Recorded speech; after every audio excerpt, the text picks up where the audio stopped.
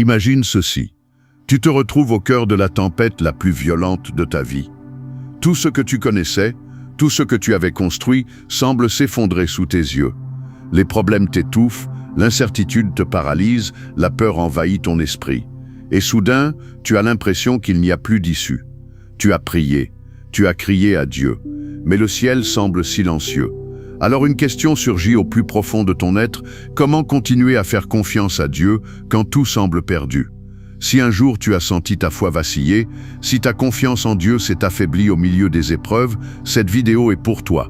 Aujourd'hui, nous allons plonger dans la parole de Dieu pour découvrir comment lui faire confiance lorsque le désespoir semble tout envahir. Car s'il y a une chose que la Bible nous enseigne clairement, c'est que Dieu ne nous abandonne jamais, même lorsque nous ne voyons pas sa main à l'œuvre. Tout au long de cette vidéo, nous allons explorer des principes essentiels qui t'aideront à fortifier ta foi, à demeurer ferme lorsque tout autour de toi semble dire le contraire. Nous verrons des histoires d'hommes et de femmes de la Bible qui ont traversé des épreuves extrêmes, qui ont failli abandonner, mais qui ont choisi de s'accrocher à Dieu. Et en retour, ils ont vu sa gloire se manifester dans leur vie. Et surtout, nous verrons comment appliquer ces principes dans ta vie quotidienne.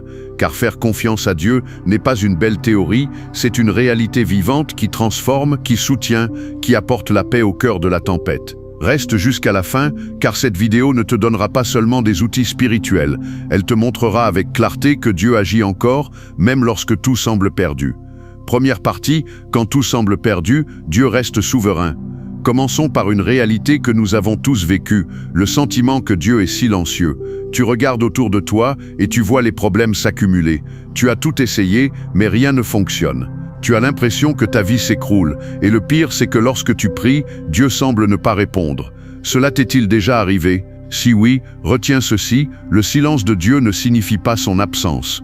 Regarde l'histoire de Job. Cet homme avait tout, une famille, des richesses, la santé, mais en un instant il a tout perdu. Ses enfants sont morts, son corps a été frappé par une maladie douloureuse, ses biens ont disparu. Même sa femme, au lieu de l'encourager, lui a dit de maudire Dieu et de mourir, Dieu et de mourir. Job a crié à Dieu, il lui a demandé pourquoi, mais il n'a pas reçu de réponse immédiate. Et pourtant, malgré son incompréhension, Job a décidé de faire confiance à Dieu. Dans Job chapitre 13, il déclare « Quand même il me tuerait, je continuerai d'espérer en lui ». Job ne disait pas qu'il comprenait le plan de Dieu, il ne disait pas qu'il avait toutes les réponses. Il disait simplement « Même dans l'obscurité, je choisis de faire confiance à Dieu ». Voici la première leçon que tu dois graver dans ton cœur, le silence de Dieu n'est pas son abandon. Parfois, Dieu agit sans que nous le sentions. Comme un enseignant, il explique pendant la leçon, mais lors de l'examen, il se tait. Non pas parce qu'il est absent, mais parce qu'il veut voir ce que tu as appris. Dieu voit l'ensemble du tableau, nous n'en voyons qu'un fragment. Ses voix sont plus élevées que les nôtres. Souviens-toi de Joseph. Dieu lui avait donné un rêve glorieux, mais avant son accomplissement, il a été trahi, vendu comme esclave, accusé injustement et emprisonné. Tout semblait aller à l'opposé de la promesse. Pourtant, Dieu n'a jamais perdu le contrôle. Si aujourd'hui tout semble perdu, pose-toi cette question. Dieu a-t-il cessé d'être Dieu simplement parce que tu ne comprends pas ce qu'il fait? Non. Il est toujours sur son trône, et ce qui ressemble aujourd'hui à un désastre fait partie d'un plan parfait. Deuxième partie, comment fortifier ta foi quand tu n'en peux plus? Dans l'épreuve, la foi s'affaiblit souvent. Au début, tu tiens bon, mais avec le temps, les réponses tardent, les problèmes empirent et les doutes apparaissent. Ces pensées sont normales. Même les plus grands héros de la foi les ont eues. La différence n'est pas d'avoir ou non des doutes, mais ce que tu fais avec ces doutes. David, dans les psaumes, crie parfois « Jusqu'à quand, Seigneur, m'oublieras-tu pour toujours ?» Mais il ne s'arrête pas là. Il choisit ensuite de dire « Moi, je me confie en ta bonté ». Voici une vérité essentielle. La foi n'est pas un sentiment, c'est une décision. Voici 3 principes pour fortifier ta foi. Premier principe, souviens-toi de ce que Dieu a déjà fait. Dieu a été fidèle hier, il le sera encore aujourd'hui. Deuxième principe, nourris ta foi avec la parole de Dieu. Si tu écoutes davantage la peur que la voix de Dieu, ta foi s'affaiblira. La foi vient de ce que l'on entend, et ce que l'on entend vient de la parole de Dieu. Troisième principe, parle à Dieu même quand tu ne ressens rien. La prière ne dépend pas de tes émotions, mais de la vérité. Dieu est là. Troisième partie, reposer ton cœur en Dieu quand l'anxiété domine.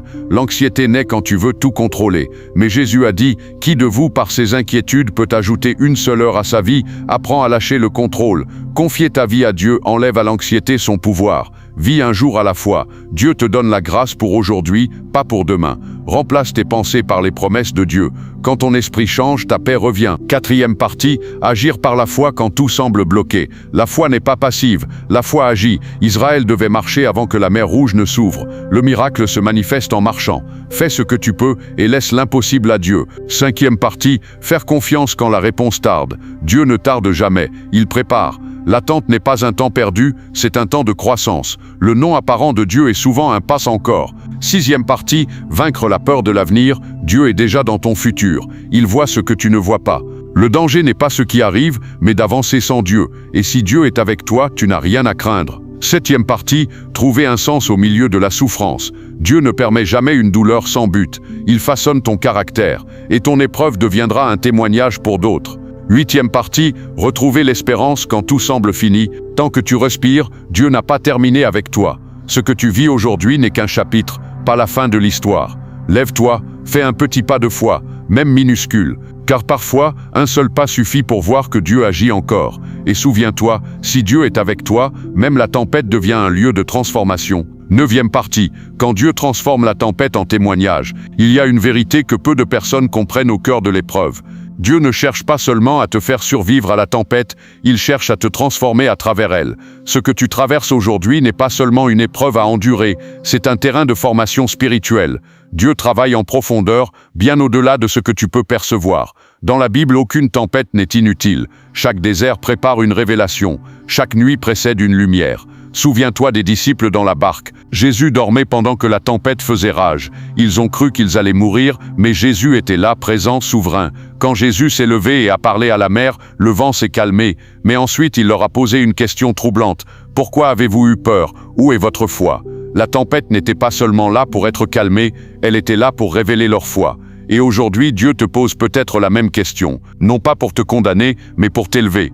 Pour t'apprendre à lui faire confiance même quand il semble silencieux. Ce que Dieu bâtit en toi pendant que tu attends une réponse, Dieu travaille sur ton cœur. Pendant que tu demandes un changement de situation, Dieu façonne ton caractère. Souvent nous prions, Seigneur, enlève cette épreuve. Mais Dieu répond, laisse-moi t'apprendre à tenir ferme au milieu d'elle. La patience, l'humilité, la persévérance, la maturité spirituelle ne naissent pas dans le confort.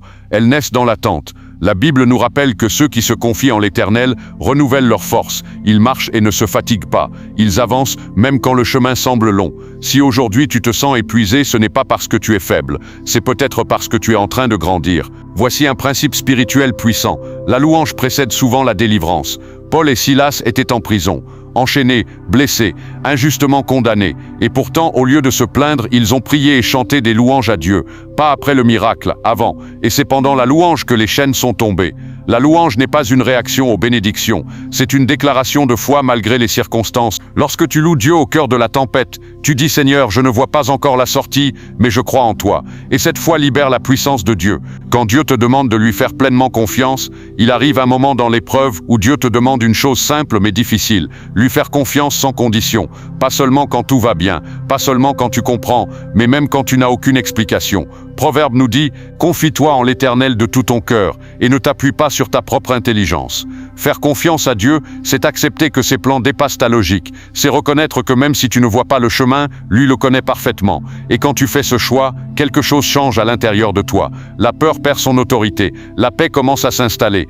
13e partie, la paix de Dieu au cœur du chaos. La paix que Dieu donne n'est pas l'absence de problèmes. C'est une présence intérieure qui demeure malgré les problèmes. La Bible parle d'une paix qui dépasse toute compréhension humaine. Une paix qui garde ton cœur et tes pensées. Cette paix ne dépend pas des circonstances. Elle dépend de ta relation avec Dieu. Quand tu remets réellement ta situation entre ses mains, tu découvres que tu peux dormir même quand la tempête continue dehors. 14e partie, Dieu fait toujours plus que ce que tu imagines. Souvent nous prions pour une solution, mais Dieu prépare une transformation. Nous demandons une porte ouverte, Dieu prépare un chemin entièrement nouveau. Ce que tu vois comme une fin, Dieu le voit comme un commencement. Ce que tu appelles retard, Dieu l'appelle préparation. N'oublie jamais ceci, Dieu est capable de faire infiniment au-delà de tout ce que tu demandes ou imagines. Même quand tout semble perdu, Dieu est encore à l'œuvre. Si tu dois retenir une seule chose aujourd'hui, retiens celle-ci. Dieu n'a jamais cessé d'agir dans ta vie, même dans le silence, même dans l'attente, même dans la douleur. Il est fidèle, il est présent, il est souverain. Continue d'avancer, continue de prier, continue de croire. Car un jour, tu regarderas en arrière et tu comprendras que ce moment où tout semblait perdu était en réalité le moment où Dieu travaillait le plus profondément en toi. Et rappelle-toi toujours, si Dieu est avec toi, aucune tempête ne pourra te détruire.